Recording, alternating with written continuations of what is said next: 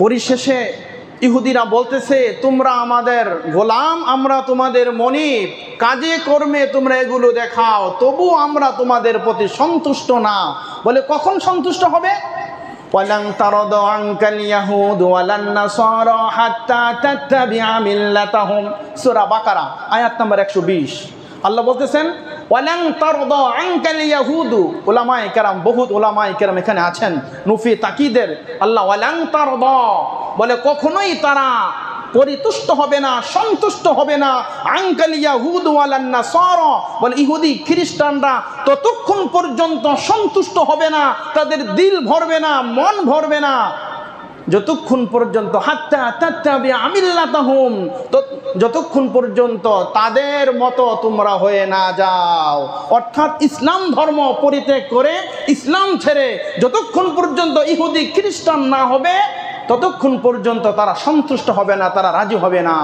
বলে যতই তোমরা মুসলমানরা আমাদের কৃষ্টি কালচার, আমাদের বিজাতীয় অনুকরণ করো, বলে এতে আমাদের মন ভরে না, আমাদের দিল ভরে না।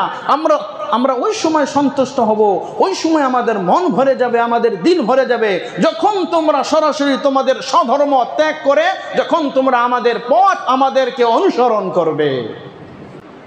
কোরআনে কারিমের সূরা মায়েদার ৪১ নম্বর আয়াতে কারিমায় আল্লাহ তাআলা ঘোষণা করেন, ইয়া আইয়ুহাল্লাযীনা আমানু লা তাত্তাখিযুল ইয়াহুদা ওয়ান নাসারা আউলিয়া, হে ঈমানদারগণ, হে মুসলমান জাতি, তোমরা ইহুদি খ্রিস্টানদেরকে বন্ধুরূপে গ্রহণ করিও না। এখন আমাদেরকে জানতে হবে মুমিন তথা মুসলিম কারা, কাফের কারা, মুশরিক কারা, মুরতাদ কারা, এর সংজ্ঞাগুলো আগে আমাদেরকে জানতে হবে। যদি এর সংজ্ঞা আমরা জানি, তাহলে পরবর্তী আলোচনা বুঝতে আমাদের বড় সহজ হবে। মুমিন তথা মুসলিম বলা হয় যারা কালিমা লা ইলাহা ইল্লাল্লাহ মুহাম্মাদুর রাসূলুল্লাহ, এই কালিমাকে যারা মুখে স্বীকার করেছে, অন্তরে বিশ্বাস করেছে, আমলে পরিণত করেছে, অর্থাৎ কাজে কর্মে বাস্তবায়ন করেছে, এরা হলো মুমিন, এরা হলো মুসলমান। মুসলমান আল্লাহ তাআলার উপর ঈমান আনে, সমস্ত নবী আলাইহিস সালাম, ফেরেশতা, জান্নাত জাহান্নাম, কবর, দোজখ, মিজান, পুলসিরাত, হাসর, বলে ভালো মন্দ সব কিছুর উপরেই মুসলমান বিশ্বাস করে, আর মুসলমান এর উপর ঈমান আনে। ইসলামের যে বিধিবিধানগুলো রয়েছে, এগুলো মুসলমান বিশ্বাস করে, স্বীকার করে এবং কাজে কর্মে পরিণত করে।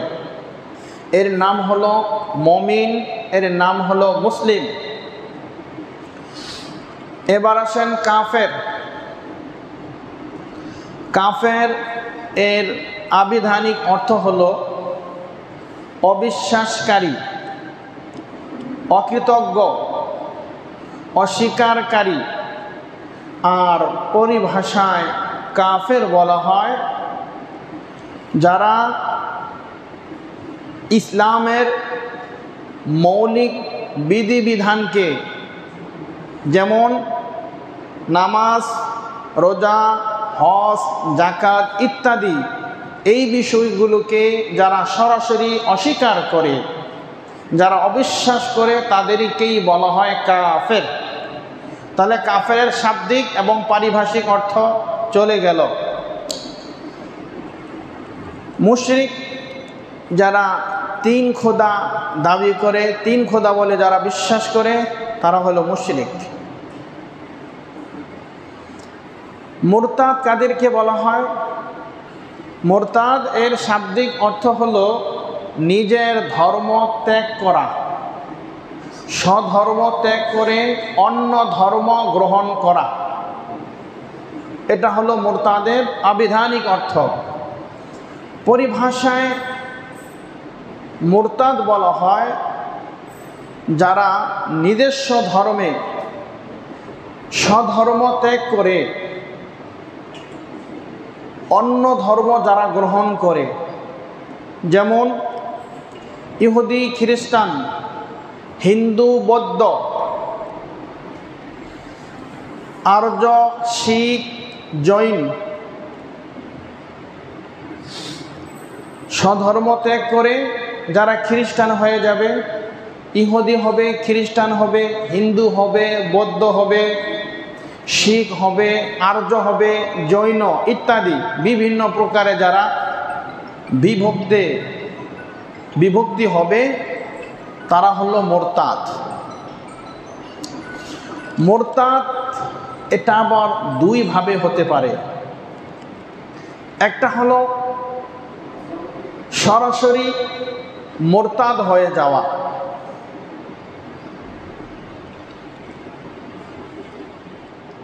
পরিভাষায় মুরতাদ বলা হয় ঈমান ইসলাম থেকে পরিত্যাগ হওয়া, নিজের স্বধর্ম পরিত্যাগ করে ঈমান ইসলাম থেকে অন্য একটি ধর্ম গ্রহণ করা। আর এটা হতে পারে দুই ভাবে। একটা হয়তো সরাসরি কাফের, মুশরিক, ইহুদি, খ্রিস্টান, হিন্দু, বৌদ্ধ হয়ে যেতে পারে। আরেকটা হলো সরাসরি তারা এগুলো না করেও গোপনে অথবা তাদের দিলের ভিতরে অন্য কোনো বিশ্বাস লালন করতে পারে। যেমন তার কয়েকটি উদাহরণ হলো, প্রথমত আকীদা, বিশ্বাস, আচার আচরণ, কাজ কর্ম, কথাবার্তা ইত্যাদি ক্ষেত্রে তারা ঈমান ইসলাম কোরআন হাদিসের বিপক্ষে তারা কথা বলে, তার বিরুদ্ধে তারা অবস্থান গ্রহণ করে। যেমন ধরুন পর্দার বিধান, এটা আল্লাহ ফরজ করে দিয়েছেন, তবে কেউ যদি পর্দার বিধানকে অস্বীকার করে তাহলে সে মুরতাদ হয়ে যাবে। অথবা পর্দার বিধানকে নিয়ে কোনো কটূক্তি করে তাহলে সে মুরতাদ হয়ে যাবে। আমাকে বিশ্বাস করতে হবে, আমাকে মানতে হবে, পর্দা ফরজ, পর্দার বিধান ফরজ। হ্যাঁ, আমি মানতে পারি না সেটা ভিন্ন, আমি মানতে পারি না সে কথা ভিন্ন, কিন্তু পর্দার বিধানকে অস্বীকার করা, অমান্য করা, তুচ্ছ-তাচ্ছিল্য করা এটা কোনোভাবেই, এটা কোরআন হাদিস ইসলাম এটাকে সাপোর্ট করে না, এটাকে গ্রহণযোগ্যতা দেয় না। ঠিক তেমনিভাবে কোরআনের অকাট্য দলিল দ্বারা যেগুলো প্রমাণিত, এই কোরআনে কারিমের অকাট্য দলিল দ্বারা প্রমাণিত যে সমস্ত বিষয়, যে সমস্ত বিধানাবলীগুলো, এগুলোকে যদি কেউ তুচ্ছ তাচ্ছিল্য করে বা কোরআনের ব্যাপারে যদি কারো কোনো সন্দিহান থাকে, কোরআনের ব্যাপারে কারো যদি দিলের ভিতরে কোনো ভিন্ন মন্তব্য থাকে, তাহলে ওই ব্যক্তি হলো মুরতাদ। তাহলে মুরতাদ দুই ভাগে বিভক্ত। একটা হলো সরাসরি মুরতাদ হয়ে যাওয়া, আরেকটা হলো কাজে কর্মে, আচার আচরণ, কথাবার্তা, কাজ কর্মে এগুলো ফুটে ওঠা, ভেসে ওঠা। অনেক সময় বলি না, তো মুসলমান হয়ে এই কাজটা করতে পারলা, তার মানে কি তোমার মাঝে এখন মুসলমানের সিফাত নেই। তুমি যেই সিফাতে বা যেই কাজে তুমি চলে গেছো, যেই কাজ করতেছো, এটা কোনো মুসলমান করতে পারে না, এটা কোনো মুসলমানের কার্যকলাপ হতে পারে না। তাহলে আমরা মুমিন তথা মুসলমান কাকে বলে এর সংজ্ঞা পেয়ে গেলাম। কাফের, মুশরিক, মুরতাদ কাকে বলে? বলে সবগুলো সংজ্ঞা আমাদের জানা হয়ে গেল। এবার আসেন কোরআনে কারিমের আয়াতের মধ্যে। আল্লাহ রাব্বুল আলামিন কোরআনে কারিমে বলতেছেন, ইয়া আইয়ুহাল্লাযীনা আমানু, হে ঈমানদারগণ, হে মুমিনগণ, হে বিশ্বাসীগণ। ঈমানদার কারা, মুমিন কারা আমরা আগেই পরিচয় পেয়েছি, তাদের সিফাত, তাদের গুণ আমরা আগেই জেনে নিয়েছি। এজন্যই বলেছি যে এর সংজ্ঞাগুলো যদি আমরা বুঝি বা বোঝার চেষ্টা করি, দিলের মধ্যে ঢুকায় নেই, তাহলে পরবর্তী আলোচনা, পরবর্তী কথা আমাদের জন্য বড় সহজ হবে। আল্লাহ মুমিনদেরকে বলতেছেন, হে ঈমানদারগণ, হে মুমিনগণ, লা তাত্তাখিযুল ইয়াহুদা ওয়ান নাসারা আউলিয়া, তোমরা ইহুদি খ্রিস্টানদেরকে বন্ধুরূপে গ্রহণ করিও না। তাহলে ইহুদি কারা, খ্রিস্টান কারা? যারা কাফের, যারা অমুসলিম, যারা মুরতাদ, সব সংজ্ঞার মধ্যেই তাদের আলোচনা ইতিপূর্বে আপনারা বুঝতে পেরেছেন। তাহলে একমাত্র মুমিন বন্ধুত্ব করবে মুমিনের সাথে, মুসলমান বন্ধুত্ব করবে মুসলমানের সাথে, এক মুসলমান আরেক মুসলমানের সাথে বন্ধুত্ব করবে, এক মুমিন আরেক মুমিনের সাথে বন্ধুত্ব করবে। বলে মুমিন কখনো কোনো কাফের সাথে বন্ধুত্ব করতে পারে? মুমিন কখনো কোনো কাফের সাথে বন্ধুত্ব করতে পারে না। কথা বলতে হবে, না হলে বুঝবো আপনারা আমার আলোচনা বুঝতেছেন না। তাহলে মুমিন কাফের সাথে বন্ধুত্ব করতে পারে না, মুমিন কোনো মুরতাদের সাথে বন্ধুত্ব করতে পারে না, মুমিন কোনো ইহুদি খ্রিস্টানের সাথে বন্ধুত্ব করতে পারে না, মুমিন কোনো হিন্দু বৌদ্ধের সাথে বন্ধুত্ব করতে পারে না, মুমিন কোনো শিখ, আর্য, জৈন বলে তাদের সাথে মুমিন কোনো বন্ধুত্ব স্থাপন করতে পারে না। আল্লাহ মুমিনকে আদেশ করেছেন, অর্ডার দিয়েছেন, জোর দিয়েছেন, তাকিদ দিয়েছেন, বলে খবরদার, খবরদার, বলে এই সকল বিজাতিদের সাথে, অমুসলিমদের সাথে, ঈমানহীনদের সাথে, যারা ঈমান এবং ইসলাম থেকে অনেক দূরে, বলে তাদের সাথে কখনোই তোমরা বন্ধুত্ব স্থাপন করবে না। বাদুহুম আউলিয়াউ বাদ, বলে কাফের, মুশরিক, ইহুদি, খ্রিস্টান, বাদুহুম আউলিয়াউ বাদ, তারা একে অপরের বন্ধু। ইহুদি খ্রিস্টানরা একে অপরের বন্ধু, পরস্পরের বন্ধু।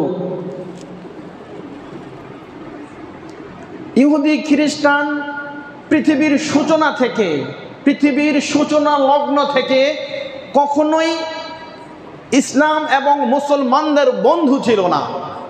তারা ইসলাম এবং মুসলমানদের চিরশত্রু। মুসলমান এবং ইসলামের চিরশত্রু এই ইহুদি, খ্রিস্টান, কাফের, মুশরিকেরা। কোরআনে কারিমের ভাষ্য হলো বাদুহুম আউলিয়াউ বাদ, তারা একে অপরের বন্ধু। বলে মুসলমানের সাথে যখন তাদের কোনো সংঘর্ষ হয়, তখন দেখবেন তারা দলবদ্ধভাবে মুসলমানদের উপর আক্রমণ করে। যতই ভিতরে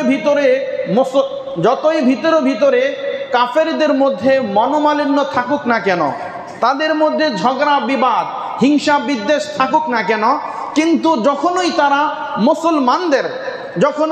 মুসলমানদের সাথে কোনো সংগ্রাম, কোনো যুদ্ধে যখন লিপ্ত হয়, তখন তারা পরস্পর বাদুহুম আউলিয়াউ বাদ, তখন তারা একে অপরের বন্ধু হিসাবে তারা মুসলমানদের বিরুদ্ধে তারা সংগ্রাম করে। তাহলে মুসলমান কখনো ইহুদি খ্রিস্টানের বন্ধু হতে পারে না। তারা একে অপরের দুশমন, তারা একে অপরের বন্ধু, আর এই বন্ধু ঐক্যবদ্ধ হয়ে মুসলমানের উপর আক্রমণ করে। এরপর আল্লাহ কোরআনে বলতেছেন, ওয়ামান ইয়াতাওয়াল্লাহুম মিনকুম ফাইন্নাহু মিনহুম, ওয়ামান ইয়াতাওয়াল্লাহুম, তাদের মধ্য থেকে যারা এই ইহুদি খ্রিস্টানদের সাথে বন্ধুত্ব করবে, তাদের সাথে মিলিত হবে, মেলামেশা করবে, ওঠা বসা করবে, যাওয়া আসা করবে, ফাইন্নাহু মিনহুম, তারাও ওই খ্রিস্টানদের, ওই ইহুদি খ্রিস্টানদের মধ্য থেকে একজন। তাহলে কোনো মুসলমান যদি কোনো ইহুদি খ্রিস্টান, কোনো কাফের মুশরিকের সাথে যদি বন্ধুত্ব করে, তাহলে কেমন জানি তারাও ইহুদি খ্রিস্টানদের মতোই তাদের দলভুক্ততার একজন হয়ে গেল।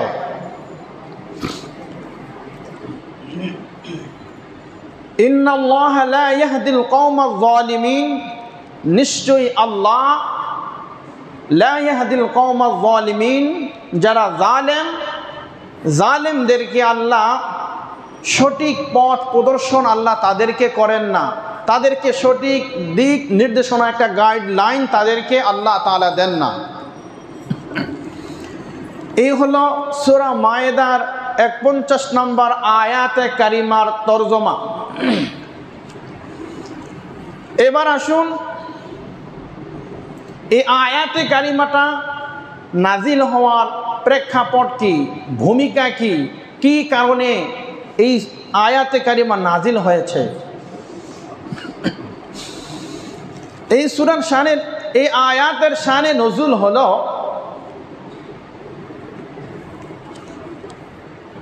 আব্দুল্লাহ ইবনে উবাই ইবনে সালুল, সে অনেক বড় একজন মুনাফিক ছিল। সে ইহুদিদের সাথে তার ওঠা বসা ছিল, তার চুক্তিবদ্ধ ছিল এবং সে তাদের সাথে সম্পর্ক স্থাপন করেছে, সম্পর্ক বজায় রেখেছে। রাসূলুল্লাহ সাল্লাল্লাহু আলাইহি ওয়াসাল্লাম যখন তাকে বললেন একথা যে কোনো ইহুদি খ্রিস্টানদের সাথে কোনো মুসলমানের সম্পর্ক থাকতে পারে না, কোনো মুসলমান, কোনো মুসলিম কোনো ইহুদি খ্রিস্টানদের সাথে বন্ধুত্ব স্থাপন করতে পারে না, সুতরাং তুমি তোমার সম্পর্ক ছিন্ন করো। তখন সে বলতেছে একথা, ইয়াকুলুনা নাখশা আন তুসিবানা দাইরা, যে আমরা তো এই বিষয়ে আশঙ্কা বোধ করছি, আমরা তো ভয় পাচ্ছি, আমরা তো ভীত সন্ত্রস্ত হচ্ছি, যদি নাকি মুসলমানরা পরাজয় বরণ করে, মুসলমান যদি পরাজিত হয় তখন আমাদের কি অবস্থা হবে, তখন ইহুদি খ্রিস্টানরা বিজয়ী লাভ করবে, তখন আমাদের অবস্থা এমন হয়ে যাবে, তখন আমরা কোথায় যাব। সুতরাং আমি ইহুদি খ্রিস্টানদের সাথে বন্ধুত্ব বজায় রাখবো, সম্পর্ক বজায় রাখবো, এই চুক্তি আমি ভঙ্গ করব না। এই কথার পরিপ্রেক্ষিতেই আল্লাহ তাআলা কোরআনে কারিমের আয়াত নাজিল করে দিলেন সূরা মায়েদার ৪১ নম্বর আয়াতে কারিমা। অপরদিকে হযরত উবাদা ইবনে সামিত রাদিয়াল্লাহু তাআলা আনহু তিনি বলতেছেন, ইহুদি খ্রিস্টানদের সাথে অধিক পরিমাণে চুক্তি আমার ছিল, ইহুদি খ্রিস্টানদের মধ্যে অধিক চুক্তি আমার ছিল। ইহা থাকা সত্ত্বেও আমি জনাবে মুহাম্মদুর রাসূলুল্লাহ সাল্লাল্লাহু আলাইহি ওয়াসাল্লামের কাছে গিয়ে বললাম, ইয়া রাসূলুল্লাহ, আমার সাথে কাফের মুশরিকদের, ইহুদি খ্রিস্টানদের এত সম্পর্ক, এত চুক্তিবদ্ধ হওয়ার পরেও আমি তাদের সাথে সম্পর্ক ছিন্ন করলাম, এই সম্পর্ক তাদের থেকে আমি পরিত্যাগ করে নিলাম। আজ থেকে আমি আল্লাহ এবং আল্লাহর রাসূল আমার সাহায্যকারী, আল্লাহ রাসূল আমাকে সাহায্য করবেন বলে সব কাজে আমি আল্লাহ রাসূলকে আমার সাথে সম্পর্ক তৈরি করে আমি তাদের দিক নির্দেশনামূলক যেই বিধিবিধান সেই অনুযায়ী আমি আমার কাজকর্ম করব। তখন এই আয়াতে কারিমা সূরা মায়েদার এই আয়াতে কারিমা নাজিল হয়েছে। তাফসীরে কাবিরের লেখক আল্লামা ইমাম ফখরুদ্দিন রাজি রহমতুল্লাহ আলাই তিনি তার কিতাবে এভাবে বর্ণনা করেছেন এবং হাদিসের ভাষ্য এমন পাওয়া যায়, হযরতে ওমর রাদিয়াল্লাহু তাআলা আনহু এর শাসন আমলে বসরার শাসনকর্তা হিসাবে নিযুক্ত করেছিলেন হযরতে আবু মুসা আশআরী রাদিয়াল্লাহু তাআলা আনহুকে। হযরতে ওমর রাদিয়াল্লাহু তাআলা আনহু যখন বসরায় আগমন করলেন, আগমন করার পরে এবার আবু মুসা আশআরী রাদিয়াল্লাহু তাআলা আনহুকে বলতেছেন, তুমি রাষ্ট্রীয় কোষাগার থেকে কি পরিমাণ অর্থ সম্পদ ব্যয় করেছ, খরচ করেছ, নিয়েছ, আর কি পরিমাণ জমা দিয়েছ, বলে এর একটা হিসাব আমার কাছে পেশ করো, আমার কাছে দাও। আর ঠিক সেই মুহূর্তেই হযরতে আবু মুসা আশআরী রাদিয়াল্লাহু তাআলা আনহু তিনি তার হিসাব রক্ষক এক ইহুদিকে ডাকলেন। সে চামড়ায় লিখিত সেই হিসাবগুলো হযরতে ওমর রাদিয়াল্লাহু তাআলা আনহুর কাছে পেশ করলেন। হযরতে ওমর রাদিয়াল্লাহু তাআলা আনহু যখন দেখলেন চামড়ায় লিখিত আর এত বিচক্ষণতার পরিচয় দিয়ে হিসাব দিলেন, খলিফাতুল মুসলিমিন হযরত ওমর ইবনুল খাত্তাব রাদিয়াল্লাহু তাআলা আনহু আবু মুসা আশআরী রাদিয়াল্লাহু তাআলা আনহুকে তখন বললেন এ কথা যে তোমার হিসাব রক্ষক তো অনেক বিচক্ষণ, সে তার অনেক বিচক্ষণতার পরিচয় দিয়েছে। শোনো,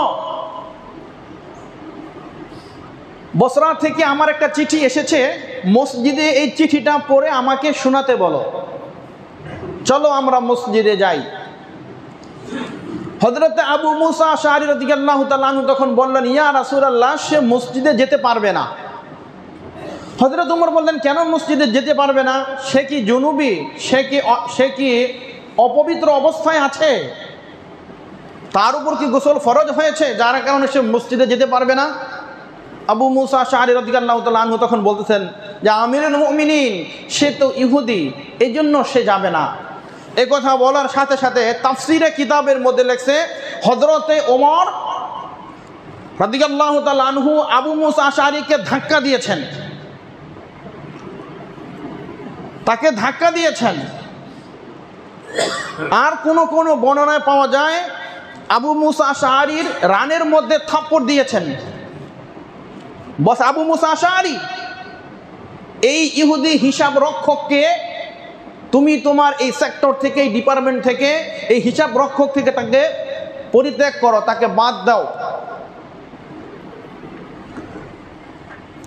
তখন হযরতে আবু মুসা আশআরী রাদিয়াল্লাহু তাআলা আনহু এই কথা বলছে যে আমিরুল মুমিনিন, তার ধর্ম তার কাছে, আমার ধর্ম আমার কাছে, সে শুধুমাত্র আমার হিসাব রক্ষক, আমার হিসাবগুলো সে দেখাশোনা করে।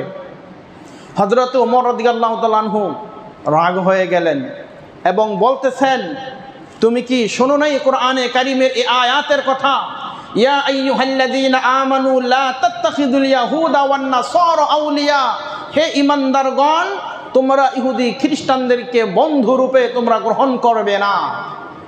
ফার্সিতে একটা প্রবাদ বাক্য রয়েছে যার অর্থ হলো এমন যে যখন দুশমনের হাতে কলম থাকে তখন দুশমন ওই কলমের মাধ্যমে যা ইচ্ছা তাই করতে পারে, সুতরাং তুমি তাকে তোমার এই হিসাব রক্ষক থেকে তাকে এখান থেকে বহিষ্কার করো, তাকে বাদ দাও। এক পর্যায়ে বললেন, হযরত ওমর রাদিয়াল্লাহু তাআলা আনহু বললেন, তুমি মনে করো তোমার এই হিসাব রক্ষক মারা গিয়েছে, তুমি তার স্থলাভিষিক্ত আরেকজনকে তুমি প্রাধান্য দাও, আরেকজনকে তুমি নিয়োগ দাও। তাই যুগ যুগ ধরে ইসলাম এবং মুসলমানদের শত্রু এই ইহুদি খ্রিস্টান, সুতরাং কোনোভাবেই মুসলমানের সাথে ইহুদি খ্রিস্টানদের সাথে বন্ধুত্ব হতে পারে না, বন্ধুত্ব করতে পারে না, তাদের সাথে মেলামেশা করতে পারে না, ওঠা বসা করতে পারে না।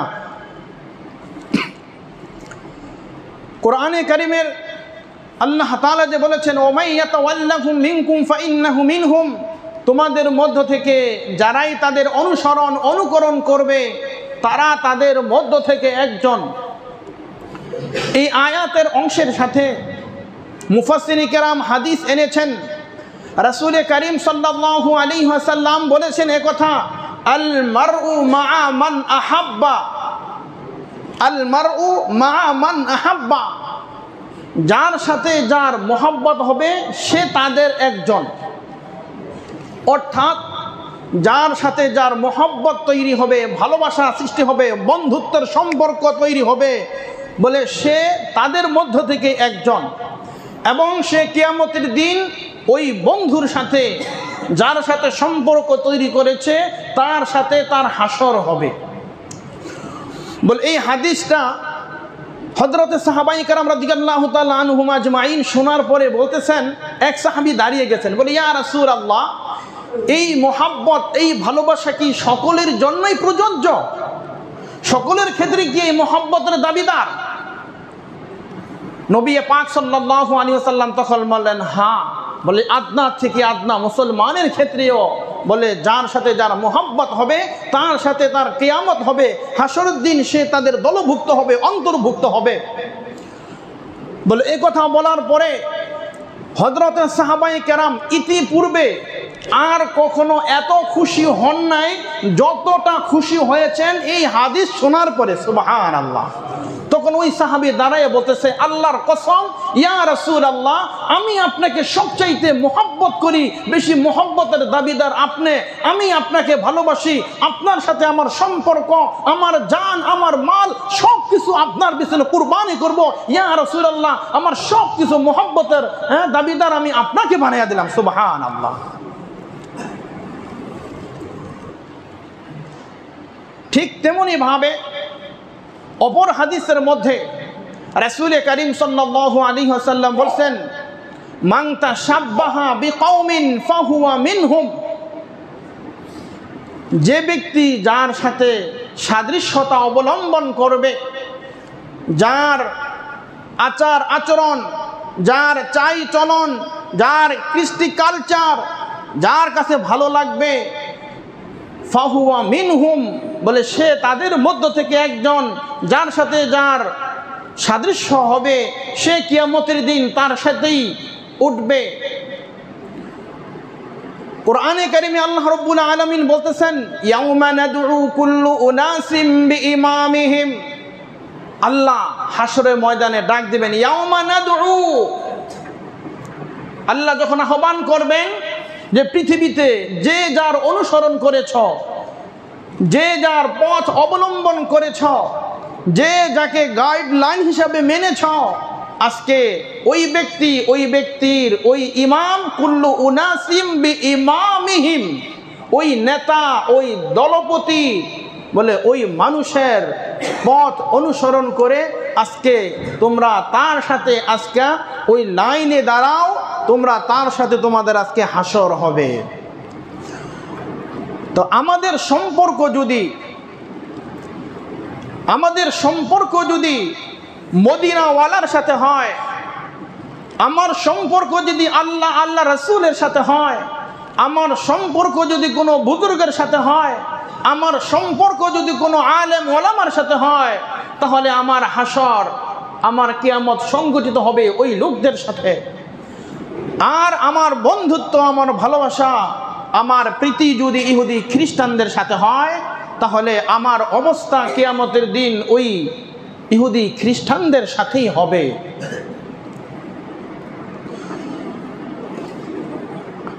আজকে আমরা মুসলমান নবীর আদর্শকে ছেড়ে দিয়ে ইহুদি খ্রিস্টানদের কৃষ্টি কালচার আজকে আমরা বেছে নিয়েছি। বলে নবীর আখলাককে আজকে আমরা বিসর্জন দিয়ে পশ্চিমাদের কৃষ্টি কালচার আজকে আমরা বেছে নিয়েছি। তাদের বেশভূষণ, তাদের আচার আচরণ, বলে সব কিছু আজকে আমরা বলে রাসূলের আমলকে আমরা ছেড়ে দিয়েছি, রাসূলের আদর্শকে আমরা ছেড়ে দিয়েছি, রাসূলের আদর্শকে বাস্তবায়ন করতে আমরা রাজি না। কিন্তু ইহুদি খ্রিস্টানদের যেই কৃষ্টি কালচার, সেগুলোকে বাস্তবায়ন করার জন্য, সেগুলোকে তাদেরকে বাহবা দেওয়ার জন্য বলে আমরা উঠে পড়ে লেগেছি। কি এক আজীব কথা, কি এক আশ্চর্যের কথা! মানবতার মুক্তি দিশারি সাইয়্যিদুল আম্বিয়া, সাইয়্যিদুশ শুহাদা জনাবে মুহাম্মদুর রাসূলুল্লাহর আদর্শকে আমাদের কাছে ভালো লাগে না, আর পশ্চিমাদের কৃষ্টি কালচার, ইহুদি খ্রিস্টানদের কৃষ্টি কালচারকে আমি আমার পরিবার সহ এটাকে বরণ করে নিতেছি। আর আমরা বলতেছি এই কথা, আমরা তোমাদের গোলাম, তোমরা আমাদের মনিব, আমরা তোমাদের গোলাম, তোমরা যেভাবে করবে, তোমরা যেভাবে নাচাবে আমরা সেভাবেই নাচবো, আমরা সেভাবেই করব। তোমরা কি তবুও আমাদেরকে বিশ্বাস করতে পারতেছো না? তোমাদের কাজে কর্মে কথাবার্তা লেনদেন মুআমালাত মুআশারাত বলে সব কয়টা ক্ষেত্রে, সব কয়টা সেক্টরে, সব কয়টা বিষয়ে আমরা তোমাদের অনুকরণ করি। এমনও মুসলমান বলে আমরা মুসলমান, বলে আমাদের চাইতে ইহুদি খ্রিস্টানরা তাদের আখলাক কত ভালো। নাউযুবিল্লাহ। এই ধরনের কথাবার্তা যদি কেউ ইসলামকে তুচ্ছ তাচ্ছিল্য ভেবে যদি কেউ এই কথা বলে যে আমাদের চাইতে তাদের ধর্ম ভালো, আমাদের চাইতে তাদের আখলাক ভালো, বলে তাহলে সে মুরতাদ হয়ে যাবে। কেন তুমি ইসলামকে ছোট করেছ, ইসলামকে খাটো করেছ? ইসলাম তো বলে সবচাইতে উপরে। পরিশেষে ইহুদিরা বলতেছে তোমরা আমাদের গোলাম, আমরা তোমাদের মনিব, কাজে কর্মে তোমরা এগুলো দেখাও, তবু আমরা তোমাদের প্রতি সন্তুষ্ট না। বলে কখন সন্তুষ্ট হবে? ওয়ালান তারাদু আনকাল ইয়াহুদ ওয়ালান নাসারা হাত্তা তাত্তাবিআ মিল্লাতাহুম, সূরা বাকারা আয়াত নম্বর 120। আল্লাহ বলতেছেন ওয়ালান তারাদু আনকাল ইয়াহুদ, উলামায়ে কেরাম, বহুত উলামায়ে কেরাম এখানে আছেন নুফি তাকিদের। আল্লাহ ওয়ালান তারাদু বলে কখনোই তারা পরিতুষ্ট হবে না, সন্তুষ্ট হবে না। আনকাল ইয়াহুদ ওয়ালান নাসারা বলে ইহুদি খ্রিস্টানরা ততক্ষণ পর্যন্ত সন্তুষ্ট হবে না, তাদের দিল ভরবে না, মন ভরবে না, যতক্ষণ পর্যন্ত হাত্তা তাত্তাবিআ মিল্লাতাহুম, যতক্ষণ পর্যন্ত তাদের মতো তোমরা হয়ে না যাও। অর্থাৎ ইসলাম ধর্ম পরিত্যাগ করে, ইসলাম ছেড়ে যতক্ষণ পর্যন্ত ইহুদি খ্রিস্টান না হবে, ততক্ষণ পর্যন্ত তারা সন্তুষ্ট হবে না, তারা রাজি হবে না। বলে যতই তোমরা মুসলমানরা আমাদের কৃষ্টি কালচার, আমাদের বিজাতীয় অনুকরণ করো, বলে এতে আমাদের মন ভরে না, আমাদের দিল ভরে না। আমরা ওই সময় সন্তুষ্ট হব, ওই সময় আমাদের মন ভরে যাবে, আমাদের দিল ভরে যাবে, যখন তোমরা সরাসরি তোমাদের স্বধর্ম ত্যাগ করে, যখন তোমরা আমাদের পথ, আমাদেরকে অনুসরণ করবে। কোরআনে কারিমের সূরা ফুরকান আল্লাহ রাব্বুল আলামিন বলতেছেন ওয়ায়াউমা ইয়া'আদ্দুল যালিমু আলা ইয়াদাইহি ইয়াকুলু ইয়া লাইতানি ইত্তাখাযতু মা'আর রাসূলি সাবিলা ইয়া ওয়াইলাতা লাইতানি লাম আত্তাখিদ ফুলানান খলিলা লাকাদ আদাল্লানি আনিয যিকরি বা'দা ইয জাআনি ওয়া কানা আশ-শাইতানু লিল ইনসানি কাফুরা। এই আয়াতের তাফসীরের মধ্যে দুইটি বিষয় এখানে মুসলমানদেরকে সতর্কতা অবলম্বন করার জন্য আল্লাহ কোরআনে কারিমের এই আয়াত নাজিল করেছেন। একটি বিষয় হলো, যদি তুমি ইহুদি খ্রিস্টানদের সাথে, বিধর্মীদের সাথে যদি তুমি বন্ধুত্ব করো, তাহলে এই প্রিয়জনের প্রতিটা কাজ কর্ম তোমার কাছে ভালো লাগবে। এক সময় এই প্রিয়জনের দিকেই তুমি ধাবিত হয়ে যাবে। এক। দুই নম্বর, তোমার ঈমানকে, তোমার ইসলামকে বিসর্জন দিয়ে হয়তোবা তুমিও কোনো এক সময় মুরতাদ হয়ে, কাফের হয়ে তুমিও তাদের দলভুক্ত হয়ে যাবা। বলে তার প্রমাণ তাফসীরে কিতাবের মধ্যে আসছে, হযরত উকবা ইবনে আবি মুঈত, হযরতে উকবা ইবনে আবি মুঈত মক্কার মুশরিকদের মধ্যে অন্যতম একজন সর্দার ছিলেন। এই উকবা ইবনে আবি মুঈত এই সর্দার যখন সফর থেকে আসতেন, আসার পরে তখন মক্কার বড় বড় লোকদেরকে, সম্ভ্রান্ত পরিবারের লোকদেরকে তাদেরকে দাওয়াত দিতেন। একটি খাওয়ার জন্য একটি আয়োজন, একটি ভোজ তারা তৈরি করতেন। আর নবীজির সাথে তার সম্পর্ক ছিল, নবীজির কাছে যাওয়া আসা করত। তো সেই নিয়ম অনুযায়ী একদিন সফর থেকে আসার পরে নবীজিকে দাওয়াত দিলেন। দাওয়াত দেওয়ার পরে খানা সামনে দিলেন, দস্তরখানা বিছিয়ে দিলেন। নবীজিকে বললেন খাবার গ্রহণ করেন। নবীজি বললেন, উকবা ইবনে আবি মুইতকে বললেন যে আমি ততক্ষণ পর্যন্ত তোমার খাবার গ্রহণ করব না যতক্ষণ পর্যন্ত তুমি তাওহীদের বাণী, একাত্মবাদের বাণী, আল্লাহ ছাড়া কোনো মাবুদ নাই, তার কোনো শরীক নাই, এ কথার স্বীকৃতি না দিবে ততক্ষণ পর্যন্ত আমি তোমার এই খানা, তোমার দস্তরখানের খানা আমি গ্রহণ করব না। তখন তিনি চিন্তা করলেন, হায় রে, মক্কার এত বড় একজন ব্যক্তি, সম্মানিত ব্যক্তি আমার বাসায় মেহমান হয়েছেন, তিনি না খেয়ে চলে যাবেন। তখন তিনি নবীজির দাওয়াত গ্রহণ করে, কালিমা গ্রহণ করে তিনি মুসলমান হয়েছেন। সুবহানাল্লাহ। আমার মূল বিষয় হলো পরেরটা, নবীজির সংস্পর্শে সৎ সঙ্গে সর্ববাস, অসৎ সঙ্গে সর্বনাশ। নবীজির কাছে, নবীজির সম্মান ইসলাম গ্রহণ করেছে, মুসলমান হয়েছে। এরপরে তার যে বন্ধু ইহুদি উবাই ইবনে খলফ, বন্ধুর নাম উবাই ইবনে খলফ, এই উবাই ইবনে খলফের সাথে যখন দেখা হলো তখন বলল, বন্ধু আমি তো ইসলাম গ্রহণ করেছি। বললো, কি বলো তুমি ইসলাম গ্রহণ করেছ? বলে, হ্যাঁ, ঘটনা এই, মুহাম্মদ আমার বাসায় আসছিলেন, আমার বাসগৃহে, তার সম্মানার্থে আমি এই কালিমা পড়ে মুসলমান হয়েছি। এই উবাই ইবনে খলফ, এই ইহুদি, এই চক্রান্ত, এই শয়তান, এই পাপিষ্ট নরাধম তখন বলতেছিল, তুমি যে ইসলাম গ্রহণ করেছ, যে কালিমা, তুমি কালিমার স্বীকৃতি দিয়েছ, বলে এই কালিমার স্বীকৃতিকে নাউযুবিল্লাহ মুহাম্মাদের মুখে তুমি থুথু নিক্ষেপ করে আসো। বলতেছে, নাইলে তোমার সাথে আমার বন্ধুত্ব থাকবে না।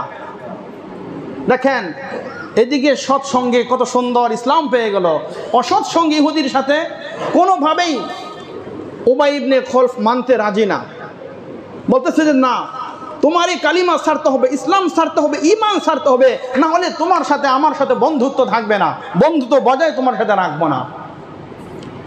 উবাই ইবনে খলফের কথার এই চক্রে পড়ে তখন উকবা ইবনে আবি মুইত ইসলাম ধর্ম ত্যাগ করে পুনরায় আবার মোরতাদ হয়ে যায়, আবার খ্রিস্টান, ইহুদি খ্রিস্টান হয়ে যায়। তাহলে এই কথাই আমাদের স্পষ্ট বুঝে আসলো এই আয়াতের তাফসীরের মাধ্যমে যে মুসলমান আর ইহুদিদের সাথে বন্ধুত্ব হতে পারে না। যদি মুসলমান ইহুদিদের সাথে বন্ধুত্ব করে তাহলে কোনো এক সময় তার ঈমান থেকে সে দূরে সরে যেতে পারে, ইসলাম থেকে সে দূরে সরে যেতে পারে। এই জন্য কোরআনে কারিমে সূরা ফুরকানে আল্লাহ বলতেছেন, ফালা তুতি'ল কাফিরিনা ওয়াজাহিদুহুম বিহি জিহাদান কাবীরা। আল্লাহ বলতেছেন, ফালা তুতি'ল কাফিরিন, খবরদার খবরদার, তোমরা কাফের মুশরিকদের সাথে বন্ধুত্ব করবে না, তাদের অনুসরণ করবে না। ওয়াজাহিদুহুম বিহি জিহাদান কাবীরা, বলে তুমুলভাবে তাদের কাফের মুশরিকদের বিরুদ্ধে তোমরা যুদ্ধ চালিয়ে যাও, সংগ্রাম চালিয়ে যাও। মুসলমানের বলে ইসলামের সূচনা লগ্ন থেকে, শুরু থেকে বলে ইহুদি খ্রিস্টান কখনো মুসলমানের বন্ধু ছিল না, বন্ধু হতে পারে না। তারা ইসলাম এবং মুসলমানের চির দুশমন এবং শত্রু, ঠিক কিনা? তাদের সাথে লেনদেনের ক্ষেত্রে, চুক্তির ক্ষেত্রে, সেক্ষেত্রে সেটা জায়েজ আছে, সেটা আপনারা করতে পারেন। কেননা ইহুদি খ্রিস্টানদের তাদের কৃষ্টি কালচার হলো ইসলামকে দুনিয়া থেকে উৎখাত করে দেওয়া, মুসলমানদের সুন্নত থেকে তাদেরকে দূরে সরিয়ে দেওয়া, মুসলমানদের টুপি সরিয়ে দেওয়া, মুসলমানদের মুখ থেকে দাড়ি সরিয়ে দেওয়া।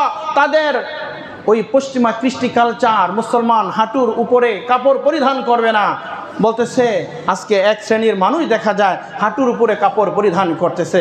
নবীজি বলছে টাকনুর উপরে কাপড় পরিধান করো, ওইটা তুমি টাকনুর উপরে কাপড় পরিধান করতে তোমার ভালো লাগে না, কিন্তু পশ্চিমা কৃষ্টি কালচার হাঁটুর উপরে হাফ প্যান্ট পরতে বলছে, ওটা তুমি মানতে পারো।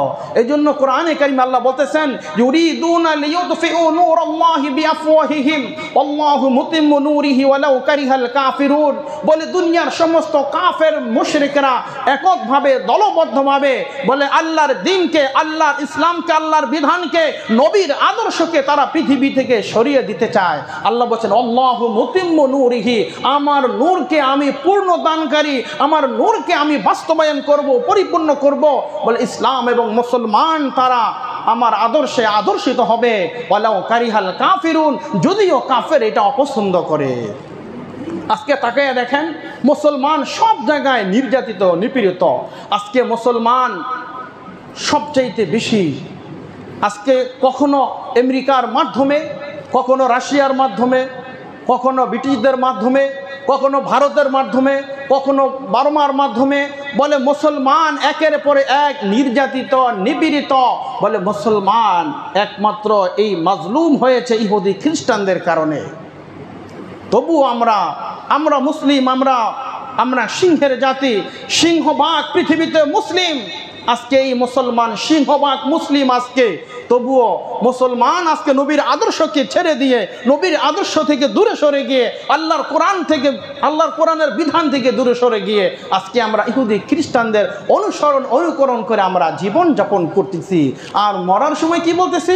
হুজুর একটু দোয়াটা পড়েন না, কি জানি কবরে রাখার সময় বিসমিল্লাহি আলা মিল্লাতি রাসূলিল্লাহ, বিসমিল্লাহি আলা মিল্লাতি রাসূলিল্লাহ। বলে সারা জীবন চলছে ইহুদি খ্রিস্টানদের মত পথ অবলম্বন করে, আর এখন বিসমিল্লাহি আলা মিল্লাতি রাসূলিল্লাহ। বলে রসুল গো, আপনার মিল্লাতের উপরে, আপনার সুন্নতের উপরে, আপনার আদর্শের উপরে এই উম্মতকে রেখে গেলাম। ফেরেশতারা কবরে গেলে গুর্জ দিব, গুর্জ একবার সেচা, কঠিন সেচা। এই জন্য সাবধান। বলে আমার 3.5 হাত বডির মধ্যে নবীর আদর্শ, নবীর সুরত কি পরিমাণ আছে, ওই পরিমাণকে বাস্তবায়ন করতে হবে। নবী পাক সাল্লাল্লাহু আলাইহি সাল্লাম আজ থেকে 1500 বছর পূর্বে আমাদেরকে কথা বলে গিয়েছেন, ইন্না বানি ইসরাঈলা তাফাররাকাত আলা 72 মিল্লাতান ওয়া তাফতারিকু আলা 73 মিল্লাতান কুল্লুহুম ফিন্নার ইল্লা মিল্লাতান ওয়াহিদা ফাকালু মা হিয়া ইয়া রাসূলুল্লাহ ক্বালা মা আনা আলাইহি ওয়া আসহাবি। নবীজি বলতেছেন বনি ইসরাইলের মধ্যে তাদের দল বলে 72টা দলে বিভক্ত হয়েছে, আর আমার উম্মত 73 দলে বিভক্ত হবে। ইহুদি হবে, নাসারা হবে, খ্রিস্টান হবে, বৌদ্ধ হবে, হিন্দু হবে, আর্য হবে, শিখ হবে, জৈন হবে, বলে বিভিন্ন পর্যায়ে বিভক্ত হবে। তবে শুনে রাখো সাহাবাই কারাম, ইয়া রাসূলুল্লাহ তাহলে কোন দলটা সবচেয়ে হেদায়েত প্রাপ্ত? কলু মা হিয়া ইয়া রাসূলুল্লাহ। নবীজি বলছেন মা আনা আলাইহি ওয়া সাহাবি, আমি এবং আমার সাহাবী যে পথে সুপ্রতিষ্ঠিত, বলে এই পথটাই একমাত্র হেদায়েতের পথ। এই পথে যারা অবলম্বন করবে তারাই একমাত্র হেদায়েত পাবে। সুবহানাল্লাহ। উম্মত কান খাড়া করে শোনো, সুনানে তিরমিজির মধ্যে নবীজি বলছেন উম্মতের ভয় নাই। ইহুদি খ্রিস্টানরা এককভাবে দলবদ্ধভাবে যতই তোমাদের উপর চাপ সৃষ্টি করুক না কেন, বহির্গতভাবে তোমাদেরকে দুর্ভিক্ষের মাধ্যমে বিভিন্নভাবে তোমাদেরকে কলাকৌশলে তোমাদেরকে শেষ করতে চাবে, তোমাদেরকে বলে ধূলিসাৎ করতে চাবে, পারবে না। আল্লাহর হাবিব বলছেন লা তাযালু তাইফাতুম মিন উম্মতি কাওয়ামাতান আলা আমরিল্লাহ লা ইয়াদুররুহা মান খালাফাহা। নবীজি বলছেন শোনো, লা তাযালু তাইফাতুম মিন উম্মতি, আমার উম্মতের মধ্যে এমন একটি দল তারা থাকবে সদা সর্বদা আল্লাহর দ্বীনের উপর অটল অবিচল থাকবে, বলে পৃথিবীর কোনো মানুষ তাদের বিরুদ্ধাচারণ করেও তাদের কোনো ক্ষতি করতে পারবে না। আর অপর হাদিসের মধ্যে আসছে লা তাযালু তাইফাতুম মিন উম্মতি মানসুরিনা লা ইয়াদুররুহুম মান খাযালাহুম হাত্তা তাকুমু সাআ।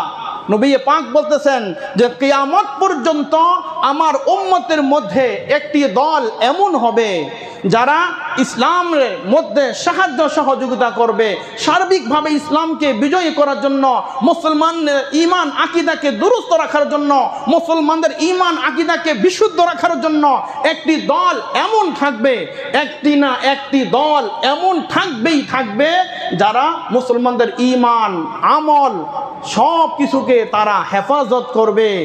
বলে কিয়ামত পর্যন্ত কোনো দল, কোনো গোষ্ঠী, কোনো রাষ্ট্র, কোনো জাতি, কোনো উপজাতি এই মুসলমানদের ঈমান আমল আকীদা থেকে বলে তাদেরকে দূরে সরাতে পারবে না। সুবহানাল্লাহ। তাই তো আজকে বিভিন্নভাবে বিভিন্ন মানুষের মেহনত চলতেছে। কেউ কেউ তাবলীগের মাধ্যমে মেহনত করতেছে, দিন জিন্দা করতেছে। কেউ পীর মুরিদিলিয়া খানকানিয়া সোহবতের লাইনে মেহনত করতেছে। মাদ্রাসাওয়ালারা মাদ্রাসার মেহনত করতেছে। ইমাম খতিবরা তারা মসজিদ থেকে বলে মসজিদের মুসল্লিদেরকে ঈমান তাদের তাজা করতেছে, আমলের ক্ষেত্রে তাদেরকে উদ্বুদ্ধ করতেছে।